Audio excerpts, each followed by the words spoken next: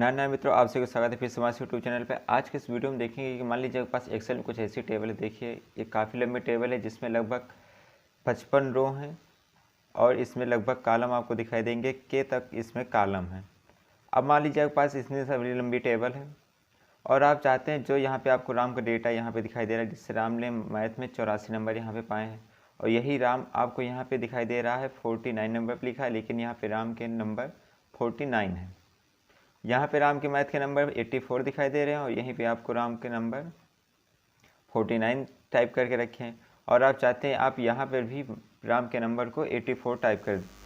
तो आपको बार बार माउस से देखिए स्क्रॉल करके नीचे आना पड़ रहा है, जिसमें आपको काफ़ी समय लग रहा है।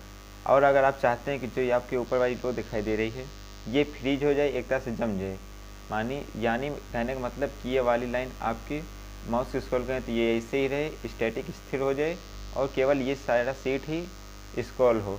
तो आप कैसे करेंगे, उसके लिए आपको एक्सेल का एक ट्रिक यूज करना है। आपको सिंपली अपने एक्सेल के व्यू टैब पे जाना है। व्यू टैब पे जाने के बाद आपको मान लीजिए आपको ये वाली रो को आपको प्लेन स्थिर करना है, ये कॉलम को आपको रोकना है। तो इसके लिए आपको क्या करना है, सबसे पहले यहाँ पे सिलेक्ट करना है। सिलेक्ट करने के बाद व्यू में जाना है, यहाँ पे आपको दिखाई देगा फ्रीज पैंस। फ्रीज पैंस का आपको ऑप्शन दिखाई देगा, सिंपली इस पर क्लिक करना है और यहाँ पे आपको फ्रीज पैंस पे क्लिक कर देना है।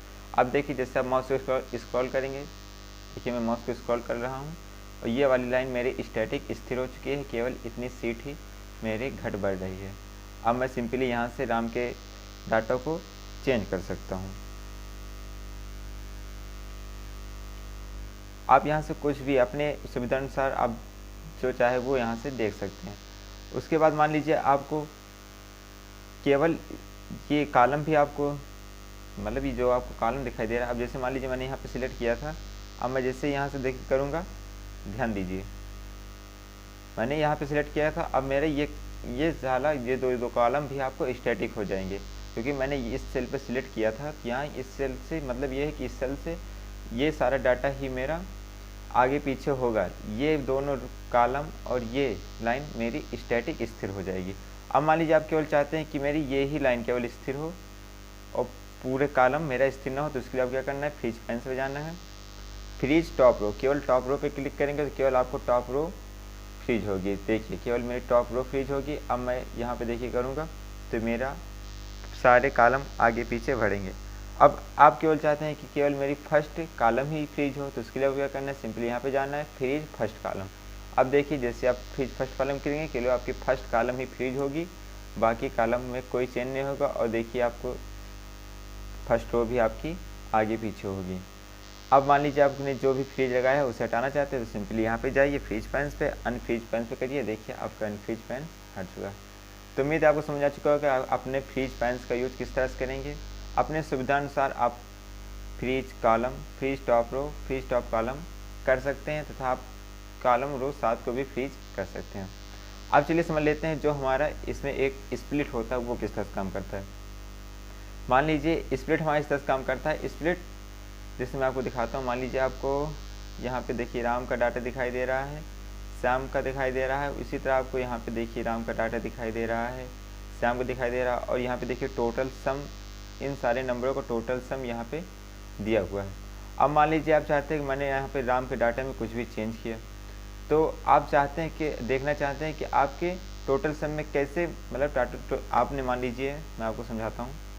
जैसे आप मान लीजिए यहाँ पे राम के डाटा में मैथ के नंबर को चेंज करते हैं, मान लीजिए आपने मैम के 0 चेंज कर दिया, तो आप चाहते हैं कि अब जो आपका टोटल सम था उसमें क्या परिवर्तन हो, ये देखना चाहते हैं। तो उसे आप कैसे देखेंगे, उसके लिए आपको स्प्लिट का यूज करना होगा। स्प्लिट किस तरह से काम करता है, आपको सिंपली यहाँ पे कहीं पे भी आपको सिलेक्ट करना है। मान लीजिए मैं 7 पे सिलेक्ट करता हूँ, यहाँ पे सिलेक्ट करने के बाद आपको स्प्लिट पे क्लिक करना है। अब जैसे आप स्प्लिट पे क्लिक करेंगे, यहाँ पे देखिए आपको ध्यान से देखिए यहाँ पे आपको डार्क लाइन शो होगी। इसका मतलब आपका जो ये पूरी सीट है ये 2 खंडों में विभाजित हो चुकी है। जैसे मैं देखिए यहाँ से स्क्रॉल करूँगा, देखिए ये पूरा मेरा एक भाग है और ये देखिए दूसरा मेरा भाग है।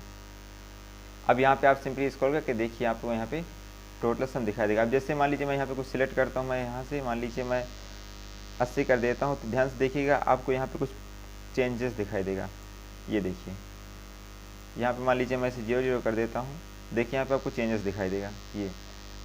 तो आप स्प्लिट को यूज कर सकते हैं। आप जैसे स्प्लिट को यूज करेंगे आप वहाँ की पूरी लाइन मतलब एक सीट को आप यहाँ से देखिए पूरा स्क्रॉल करेंगे ना तो ये पूरा हट जाएगा। उसी तरह आप यहाँ ऊपर देखिए पूरी स्प्लिट आप यार देखिए ये इसके मतलब दो भाग, ये दो भाग कर देता है स्प्लिट से। उसी तरह आप जैसे स्प्लिट को इस तरह से किया जाता है, मान लीजिए आपके पास काफ़ी लंबी रो है, ये कॉलम है, आपके पास काफ़ी लंबी सीट है और लास्ट के नंबर को आप देखना चाहते हैं और ऊपर का भी आप देखना चाहते हैं तो स्प्लिट को यूज कर सकते हैं।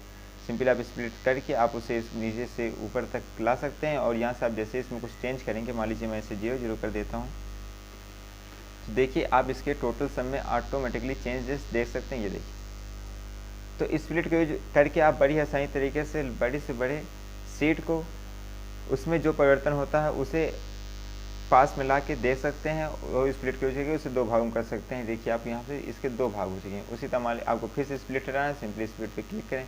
अब आप सोच रहे होंगे मान लीजिए मैंने फ्रीज पैंस लगाया, स्प्लिट लगाया, तो क्या मैं जब अपने मतलब उसको प्रिंट करूँगा सीट को तो उसमें ये सारे चेंजेस आएंगे? नहीं, जब आप अपने प्रिंट करेंगे तो वो इसी तरह नॉर्मल सीट के रूप में आएगा, केवल उसमें जो चेंजेस होंगे वो चेंजेस हो जाएंगे।